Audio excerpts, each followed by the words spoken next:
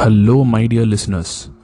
My name is Kishore Ganesh, and in episode 14 of the Vocal About Visuals podcast, I will be sharing my thoughts on the Malayalam film Cold Case, which is available on Amazon Prime.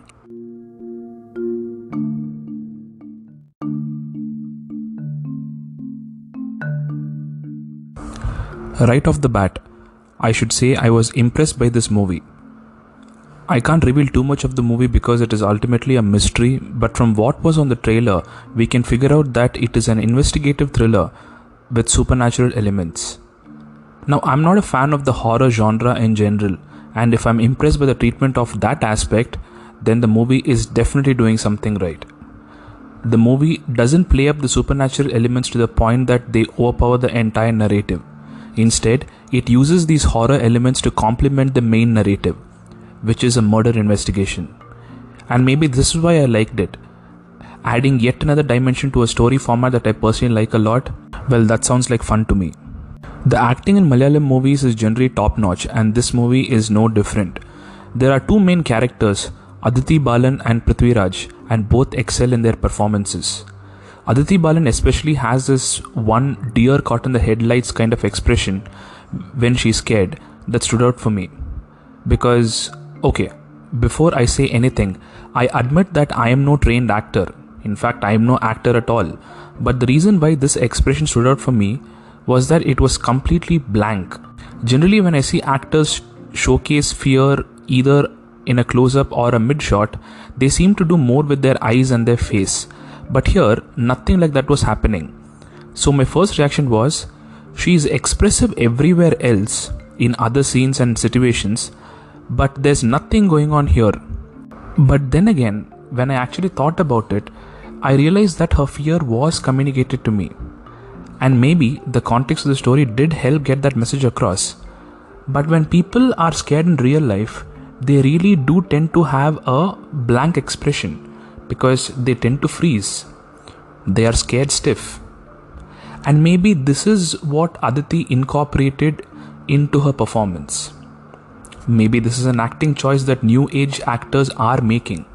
Well, whatever it was, this was something that really intrigued me.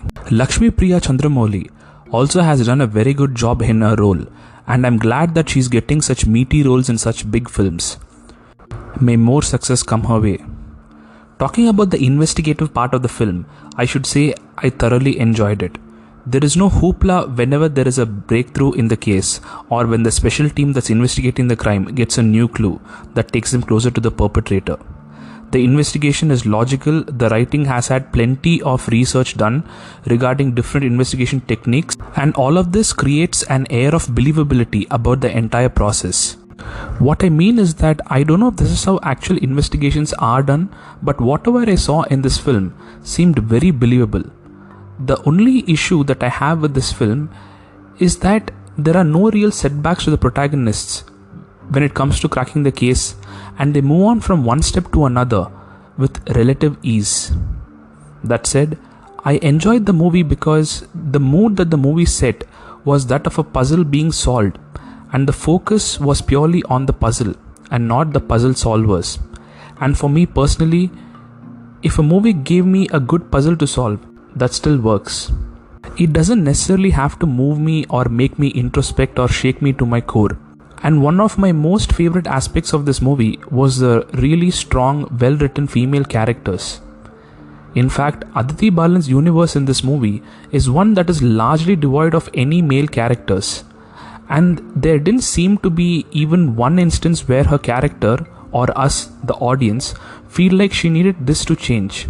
That she needed male support or protection, or even a presence for that matter. And honestly, if not for anything, just the fact that this is so uncommon on screen itself made it look and feel fresh. Now, it's not like the movie is leaning heavily on the female empowerment cause.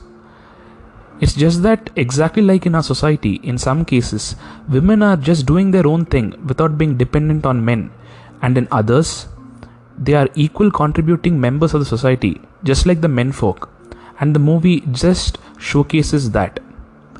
And may we have more movies like this. Now, the one thought that just came to my mind was, if the story was written with the philosophy of yin and yang in mind. Yin is the feminine energy and yang is the masculine energy. Yin also has the aspects of right brain or emotions along with the aspect of death. Yang has aspects of left brain or logic along with the aspect of life.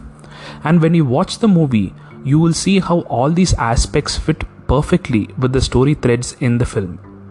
Superb stuff from the writer and the director. In conclusion, Cold Case is a good film that is compactly edited, giving it a runtime of around 2 hours and 5 minutes. The movie skips from one scene to the next without any lag, which I think was one of its strengths. When you're solving a puzzle, you are really in that zone and you don't want to be distracted by someone being too clever outside of the scope of the puzzle or be too dramatic. And I'm glad that the movie realized the importance of letting the audience be in that zone. If you sit down and watch this by yourself or with your family, I'm sure you will have a swell time with it. And I'm not sure you can say that about a lot of movies on OTT these days. Once again, my name is Kishore Ganesh. This is the Vocal About Visuals podcast, and thank you, dear listeners, for your time and for listening.